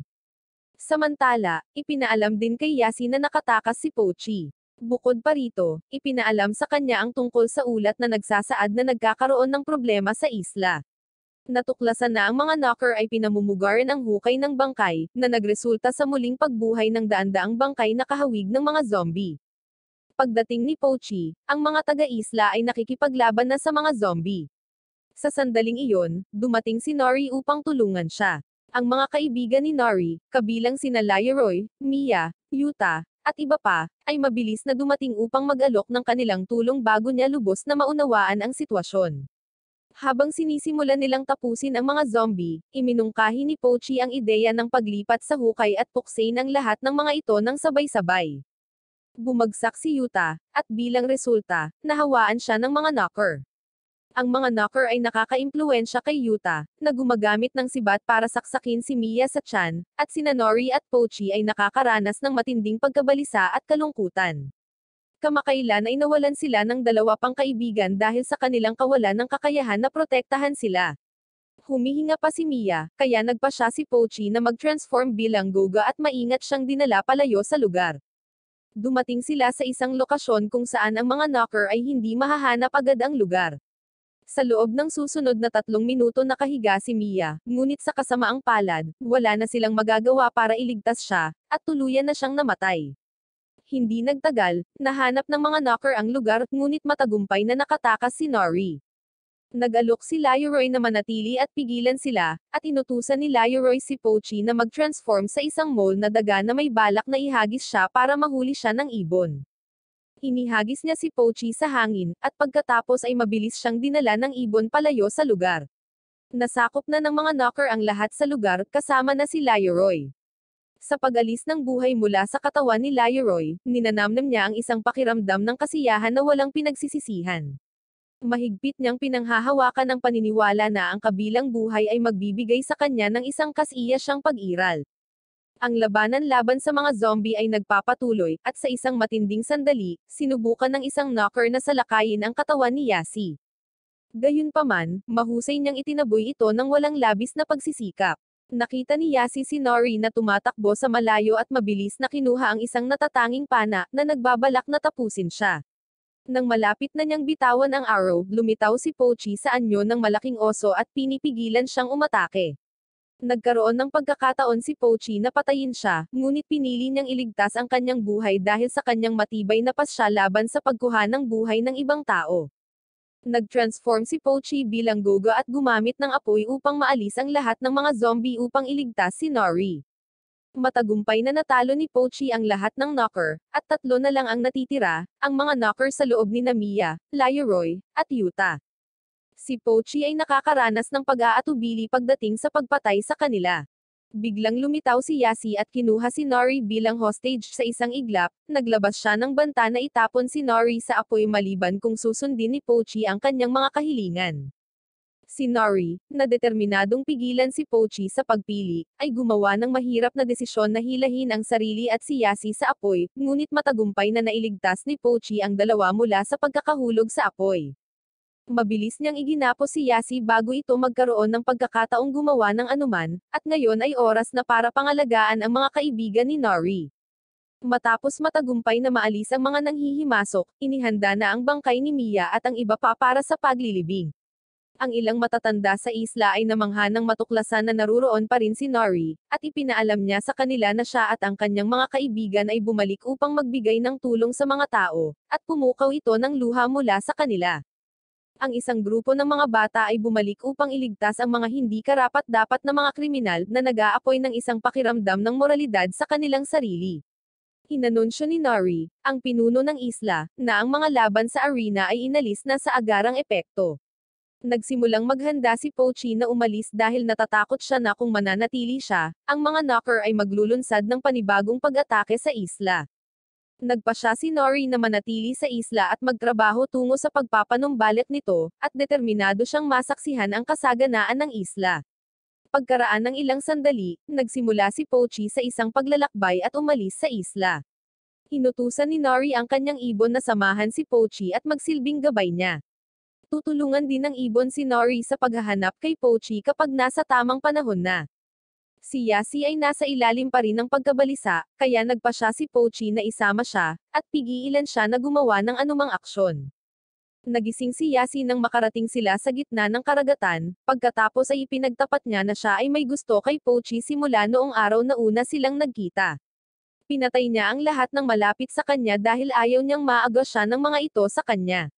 Naiinis si Pochi nang marinig ito, at nahihirapan siyang paniwalaan na ginawa ni Yasi ang lahat ng ito dahil sa ngalan ng pag-ibig. Gumawa siya ng isa pang bangka at inutusan si Yasi na humanap ng paraan para palayain ang sarili. Iniwan siya ni Pochi at nagpatuloy sa paglalayag. Biglang, isa sa mga bahagi mula sa knocker ay nagpakita at naglunsad ng isang pag-atake kay Yasi habang siya ay nasa loob ng bangka. Dumating si Pochi sa daungan kung saan sinabi ni Pia na maghihintay siya, at nakita niya si Pia na kumakain sa malapit na restaurant.